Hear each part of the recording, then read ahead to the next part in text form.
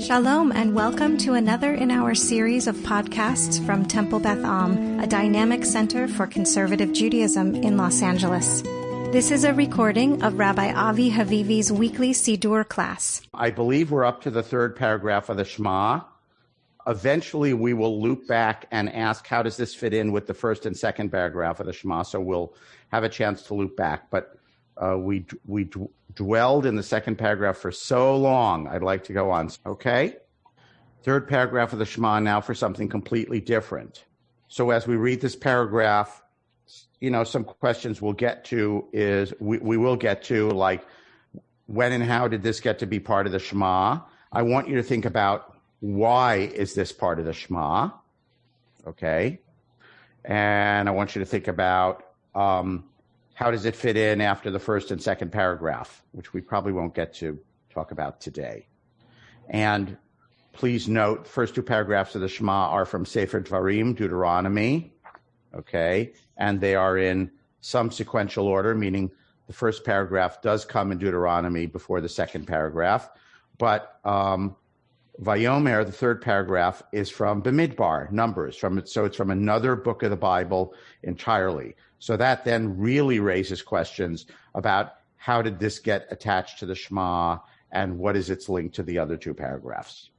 Without further ado, Vayomer Hashem el Moshe lemor, God commanded Moses, saying, speak to Bnei Israel and say to them, Ve'asu lahem tzitzit. This is, ve'asu means, and they shall make, but it's they shall in command form.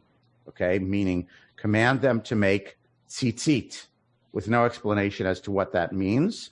So the assumption is that Moses knows what the word tzitzit means and what Bnei Israel know, and Bnei Israel know what the word tzitzit means. It seems to mean fringe or tassel. That is how it is usually translated. Al kanfei vigdehem lidorotam. So they should make a fringe or a tassel on the corners of their clothes, lidorotam, for all generations, meaning this is not just a commandment to the Dor Hamidbar, to the people in the desert, but this is a commandment to the Israelites moving forward through history. So, and we'll pause, I think not yet, to ask what is this fringe or tassel, but it seems to mean fringe or tassel. In some of Ezekiel's visions, the prophet Ezekiel, when there's an angel who prophetically or magically transports him in his vision from Babylonia to Jerusalem and then back again, the angel grabs Yechezkel bitzitzit roshi, with the fringe of my head, which seems to mean he pulls him by the hair somehow magically through the air, which would hurt us if it happened in real life, but because it's a prophetic vision, Ezekiel doesn't say ouch or anything like that. So the word that's used for that is also tzitzit, okay? I imagine that as being like, something over here, but I don't really know. It doesn't say. But it's clear then that it's a lock of hair. So tzitzit is also used to mean a lock of hair. So it seems to mean a stringy wisp of something. And that's how it gets interpreted to mean, it's understood as fringe or tassel. So they should make let's say a tassel on the corner of their clothes. Does that mean a tassel? Does that mean one tassel on a corner of their clothes? Does that mean a tassel on each corner of their clothes? How many corners do their clothes have? So we know that by Talmudic times, this is interpreted to be that people wore a four-cornered garment, so they would put a tassel on each of the four corners. Okay, but I just want to point out that the text itself doesn't exactly specify. So a tassel on the corner or a tassel on each corner. V'natnu al tzitzit hakanaf patil techelet. And they should place on the tassel of the corner a patil of techelet. Patil seems to mean string. Other uses of the word patil in the Bible. It also means wick in the menorah. So the menorah burned on oil, and it had a patil in it, what we would say the wick. Also, the Kohen Gadol wore a golden diadem on his forehead. You can look at me. It's a visual. It was like this. It was a flat piece of gold on which was engraved Kodesh LaHashem, holy to God. And it was kind of a frontlet diadem. Imagine like a long, low rectangle. And it was tied around his head with a patil. Okay, with a patil techelet. Okay, with a blue, there we would translate it as a cord. Okay, so on every corner of their on the corner of their garments, they're supposed to put they're supposed to make a tassel, and on that tassel, or in that tassel, they should place a blue thread. It's kind of the simplest way of translating it. And again, these are not, tzitzit, patil. They are not super common words in the Bible. They're fairly unusual. And I'm going through all this in some detail because I think to think about this paragraph, we have to really slow down. It's one of those things where, we've speed read through it so many times, and it's so familiar, whether you do it in Hebrew or in English, that we kind of assume that we know what everything means. And I think we actually make it less familiar by slowing down and asking, what does this actually mean? Right? So put a fringe or a tassel on the corner of their clothes, and put on that fringe or in that fringe of the corner a blue cord or a blue thread. We usually translate tchelet as blue. We have no idea what it really looked like. Rabbinic tradition says that tchelet was made from a special dye that then disappeared, and this is generally understood to be the dye of the murex, something or other. I can't remember. People have written about it now. It was a sea, I don't know, was it a mollusk? I'm not quite sure. Sea mollusk, something with a shell, which was crushed, and its shell yielded a dye, which dyed clothes a sort of purple, blue, indigo. This was probably the source of the purple dye that Roman royalty used to indicate that they were royal in ancient Rome. It was illegal to wear clothes dyed with this if you were not a certain level of nobility. I don't know a lot about that, but, that's what I've read. Avi? Yeah. What does hakanaf mean? Corner. When it's a bird, it means wing. And in the context of clothing, it seems to mean corner, on the corner. Yeah. Avi? Bernie? In some of the minchag, some of the services that I have been, we kiss the friend. You're ahead of me. You're way ahead. Way ahead. Sorry. Bernie, weeks. You're months ahead. I don't know. I hope not months ahead. Maybe a week ahead. But at least minutes ahead. Okay. So hold on to your question, because there are many different minhagim about this. Okay. We think we know what the minhag is, but actually there are different customs about what to do with the tzitzit during this paragraph. So the command is, make this tassel on your corner. They should make tassel on their corner, and attach to that tassel a techelet thread. Avi, are you talking about techelet later on or only now? Later on. Yeah. So just to introduce it, it seems to be some blue, indigo, purple color, which later generations in rabbinic times interpreted that it was from this special dye, okay, which was not common. By the way, the reason Roman royalty or nobility wore it is because, just as with, our fancy products, it was expensive. So the fact that you could afford it showed that you were rich, and the murex was overfished and went almost extinct. And so the mysteries of tchelet making, the tradition of tchelet making, disappeared, certainly by Talmudic times. And we know that it's made a comeback in modern times. There are people in Israel who've grown it up, and now you can purchase tzitzit that has a fringe of blue. Does anyone in our Hollywood squares at the moment wear a tzitzit that has a patil tchelet on it? Marshall bought his tzitzit. So you can buy tzitzit nowadays that have that. Larry? I don't have it. I just wanted to mention our dentist in Jerusalem, Ari Greenspan, is one of the people who specialize in this area, and he actually sells the tzitzit with techelet. Right. And you can go online, just do a web search for techelet or murex, Murex, and there are articles about this. I think there's a book about this. It's part of, I would call it Israeli. I don't mean this as a criticism. Sometimes I mean this as a criticism. But in this case, I don't mean this as a criticism. It's part of Israeli post-1967 nationalistic restoration, right? All that was lost from the glorious past can be recaptured and should be recaptured. And so reviving both the literal, Ba'ilan, have a good day, both the literal tchelet, the worm, okay, as well as the tchelet process has become a thing in Israel. Probably, I'm going to say the last.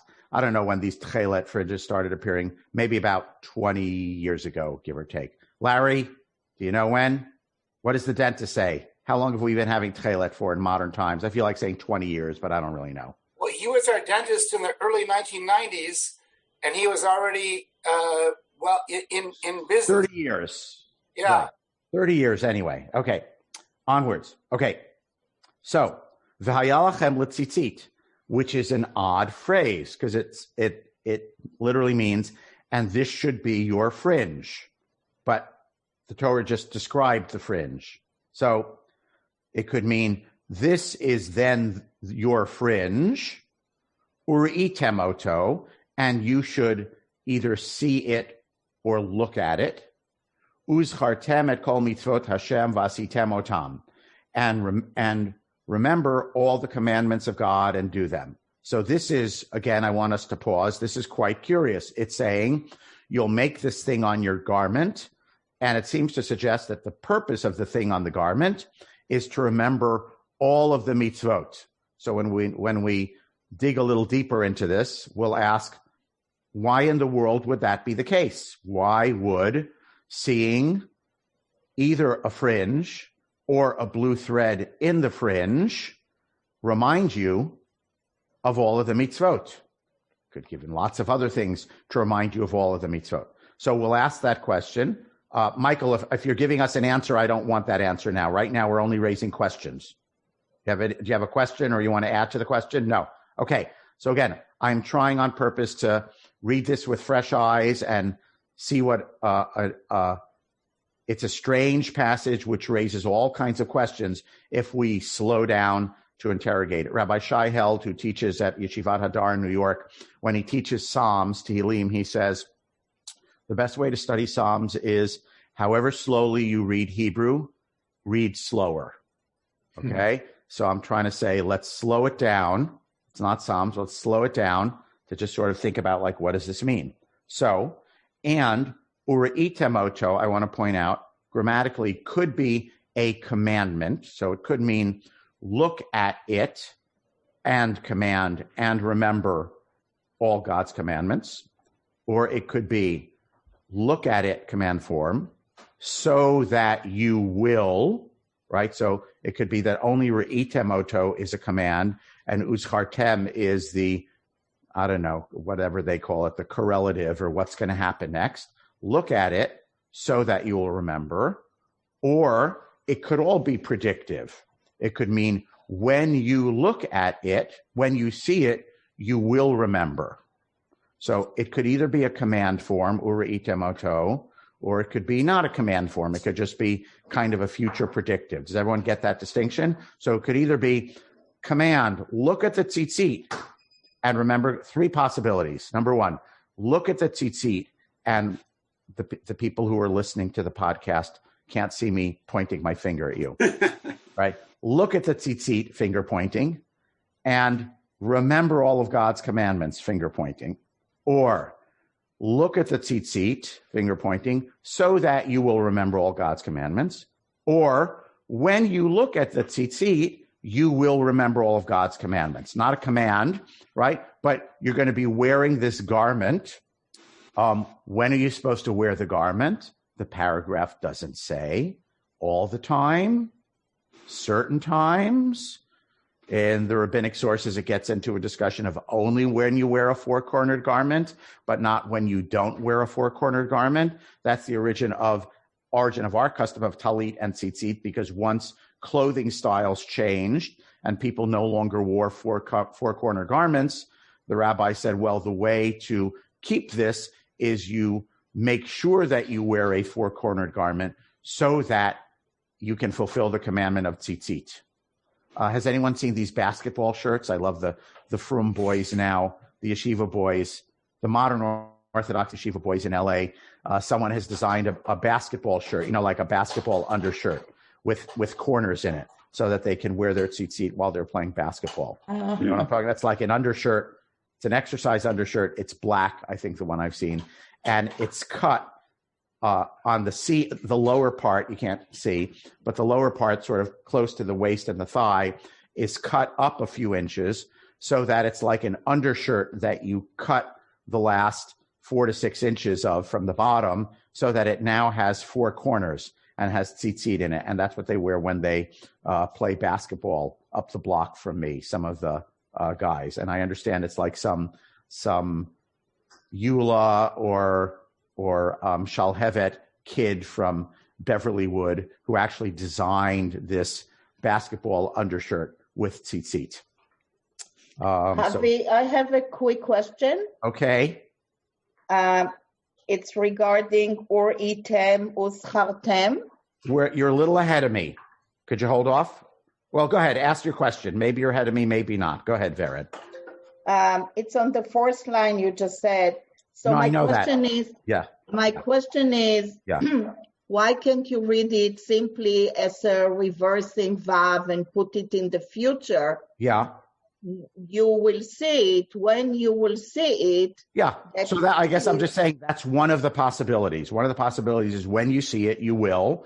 This will happen, right? Okay. But the other possibility is that it's a commandment, right? Okay. Yeah. It could be. So for example, the Shulchan Aruch says, the Code of Jewish Law says that when you say this line, I didn't want to get now into all the minhagim of tzitzit. I'll just mention this one. When you say this line, you are supposed to look at your tzitzit, meaning when you're actually reciting Shema, right? You shouldn't be, and you say this uritem oto, even if you're looking at the Siddur, or even if you're davening with eyes closed, or even if you're looking out the window, you're supposed to actually look at the tzitzit. And some people have seen, like Sephardim and Mizrahim have a minhag to sort of, pass the tzitzit over their eyes at that moment, touch it to their eyelid, which I always get a kick out of, because when you touch it to your eyelid, you can't actually see the tzitzit because your eye is closed. But so there are various minhagim about the eye. So it's either, again, could be when this happens, when you see it, this will happen, or commandment, you must look at it,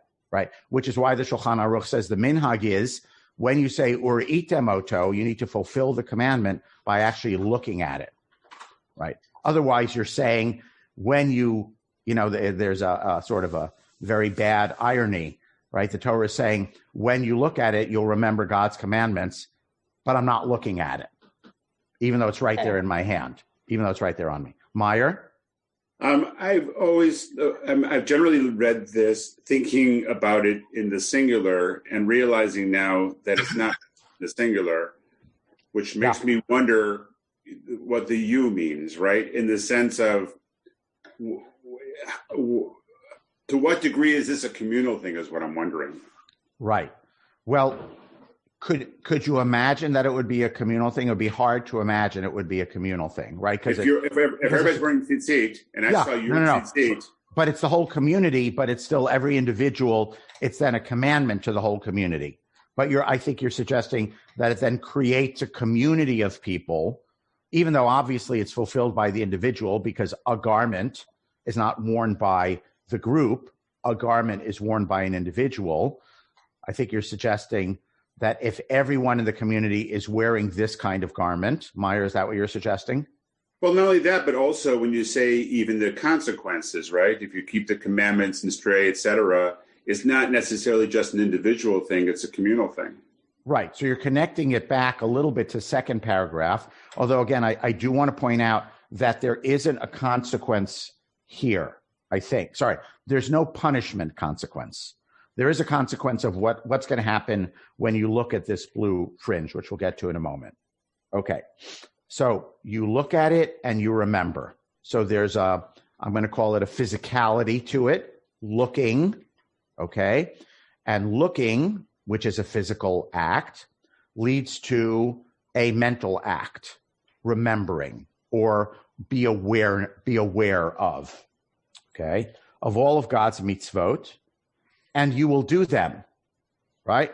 So you'll look, it's 3 steps, right? You'll look at it, you'll think about it, and this will lead to fulfillment, okay? Here's the consequence. Vilo, so that, vilo taturu, acharei levavchem v'acharei einechem, asher atem zonim achareihem. And you will not, latur is not a common word. It seems to mean to stray or wander, okay? It has a traveling sort of metaphor to it. Right. You will not, let's say wander, after your heart, which again means your mind, not wander after your thoughts and feelings, or after your eyes, which you, I'm going to put a might in here for better translation, which you might, politely we would say, go astray after, although the more common meaning of zoneh in biblical Hebrew would mean which you whore after, W-H-O-R-E, okay? Because that's the usual meaning of zoneh or zonah, okay? So that you will not wander after your hearts and after your eyes, which you might whore after. That's pretty weird. That's pretty strong. Now, I want to point out that in terms of the order of things, first in the command, we had looking and then remembering. Okay, so we had the visual. I'm going to call it an action in quotes, even though, you may not be moving when you're seeing anything, but I'm going to call it physical, right? So we have the looking, and that will lead to remembering or consciousness. And then here we have the opposite, so that you will not go after what you're thinking and what you're seeing. So either you could just say, oh, it's a, what do they call it again? A chiasm, right? A-B-B-A, right? Looking, thinking, looking. Looking. Everyone got what I said? Thinking, mm-hmm. Looking. So literarily, I then repeat it in backwards order. Looking, thinking, looking. Or you might, that's just a way of saying, oh, it's just literary. There's no particular meaning to the choice of order. Or you could dig into the meaning and probably have a nice sermon or several nice sermons about the process of going astray and what keeps you from going astray.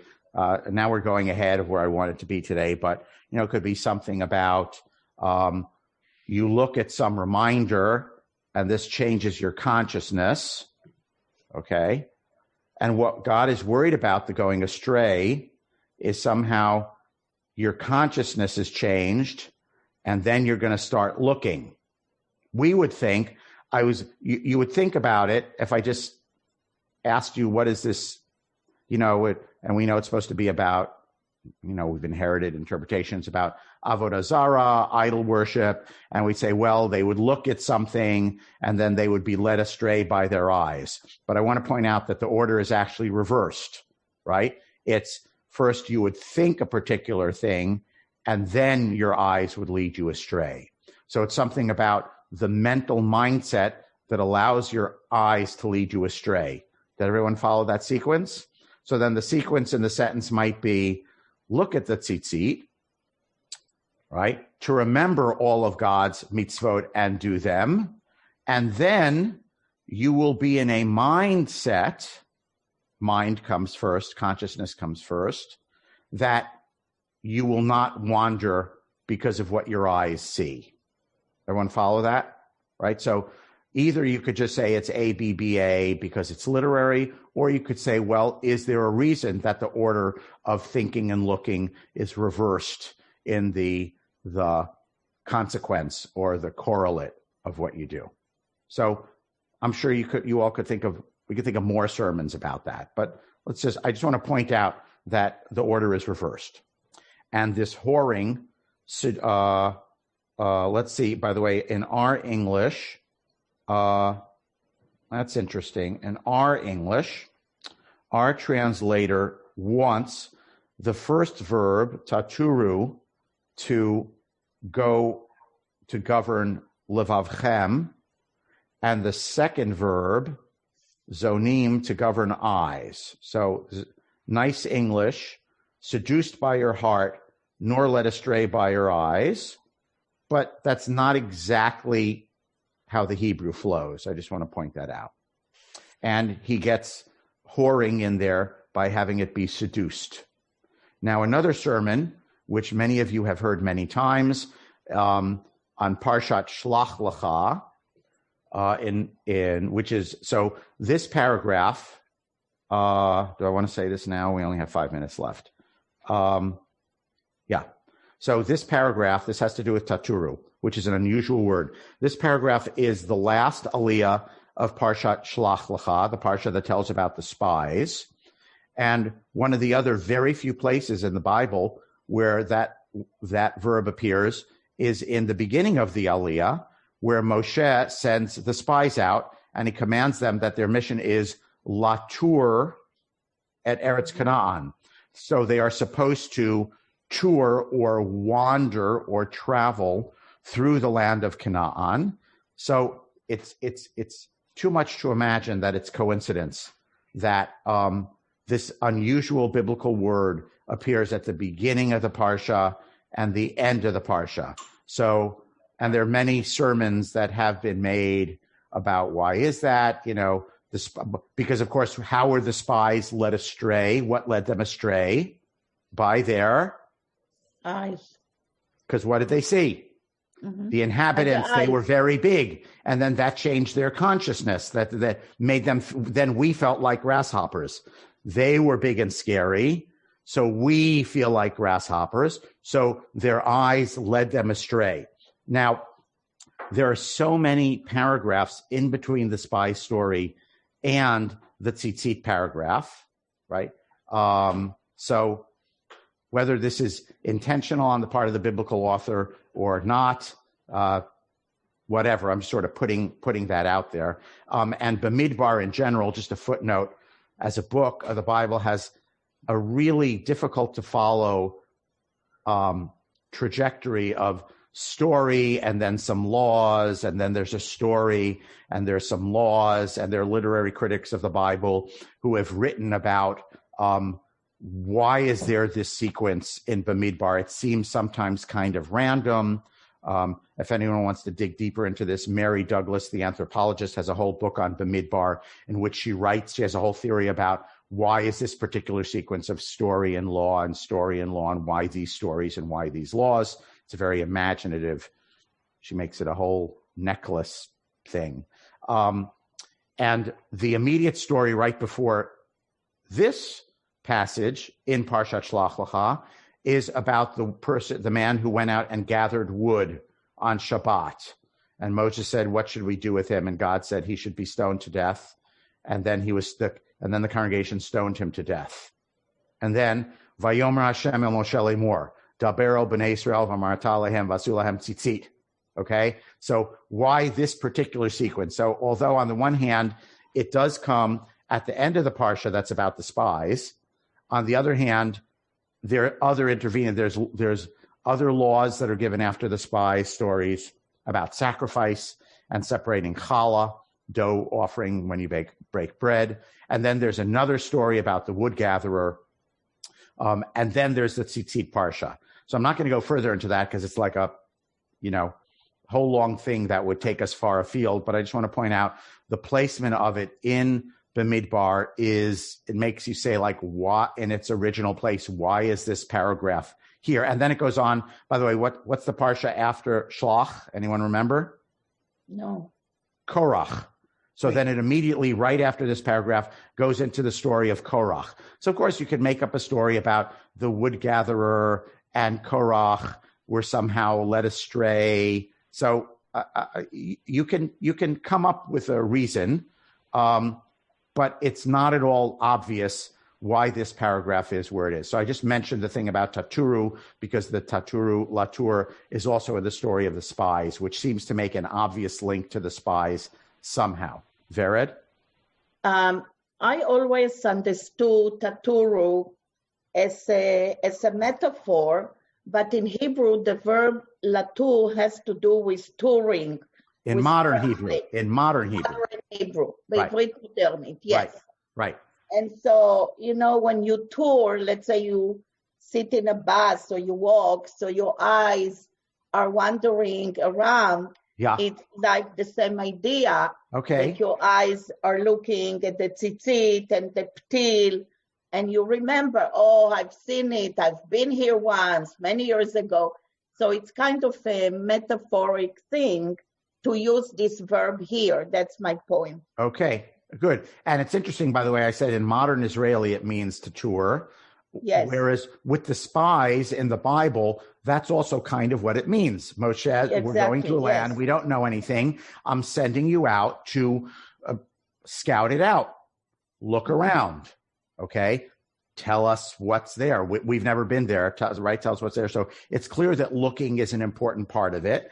And then what's clear, and this gets into something deeper. We don't have time to go into it today. We'll talk about it in the next couple of weeks.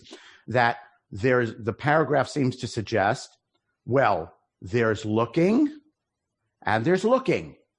Okay, so looking at the tzitzit can cause you to be conscious of God's mitzvot, but following where your eyes stray to can lead you astray. Okay, so looking can be a good kind of looking that directs you to the right, I'm going to put it place metaphorically because it's not actually a physical place, right? But looking can also lead you to a bad place. Do this kind of looking so that your consciousness is shaped this way as opposed to that kind of looking, which is referred to, which will lead to zonim, right? Very, very strong word for going astray. It's not like to sin. It's like a very pungent word. Larry? Well, that's what I wanted to talk about is zonim. I wasn't sure you actually had gotten to zonim. And you used the word astray, which is a translation in our in our Siddur. But Alter's clear. He uses the word whoring. Which I said. I said that word. Yes. Did I say that word? I said that word. While you were looking for the book, I said the word. Yeah. Yes. Right. So again, it's a strong word. Okay. And had the Bible, by the way, in Deuteronomy, it always says, do all the mitzvot so that you will not stray. That word is usually lasur with a samech. So there are gentler words for straying, right? So that you will not stray. There are other ways in biblical Hebrew of saying that. Zonim, whoring, is a very, very, very powerful word. That's true. Okay. I just want to let it hang there. Meyer? I was just going to point out that the Sartem we just used in the previous paragraph. Right. In Deuteronomy, and that would be Deuteronomy's. I was saying, but we have it right there in the Shema. We're using two different expressions, which are and ultimately you would think that they're meant to convey different things. Yes, because they're different words. Terry. Maybe last word. I don't know. You asked me to let you know when I finished my machberot that I've been taking notes in since more or less we started this process. Terry, I wonder sometimes, if I may interrupt, when was that? When did we start this process? So my notes, and I think it was a couple of weeks before this, but my notes start on November 12th, 1913. Ooh, and my 13. Second notes on the 7th 19th anniversary. of November were on the Shema. Okay, go ahead. What I say, what did we say 7 years ago? Wait. Well, we talked about the Shema, reverence and seriousness. We talked about the Shulchan Aruch, and we started with the first sentence aloud. That's what we did. Okay, so it's our 7th anniversary here in Siddur class. Thank you. We're running over. I'm going to call time. One more thing. Yes, let's go ahead, Terry. One more thing. Yeah. This is also the secular anniversary of Baruch's first year since he died. Got it. So was Hebrew? When was Hebrew Yortzeit? Was last Monday, a week ago, right? 8 days ago. Yes, it was. Sunday That was for Monday. the first year. Yeah. Right. Yeah. Okay. Thank you. Thank you for sharing that with us. Yehei Zichro Baruch. Amen. Amen. Which is always a great pun in his case. So we did not make it through the first paragraph, and we shall resume, God willing, next Tuesday. Everyone, have a great day. Great class. Read Torah and don't go astray. Okay. Is this every Tuesday? Is that right? Yes. Every Tuesday. Every Tuesday. Thanks, Avi. For the last 7 years, apparently, except when we take off, which we do sometimes. Well, I'm going to be out for election day, but It's also recorded and it's on the website. Fantastic. Thank you. Okay. All right. Everyone have a great day. Great class, Avi. Bye. Thanks. Thanks, Avi. You have been listening to another in our series of podcasts from Temple Beth Am, a dynamic center for conservative Judaism in Los Angeles. If you enjoy these podcasts, we invite you to write a review on the Apple Podcast site or wherever you get your podcasts. For more information about Temple Beth Am Los Angeles, go to tbala.org.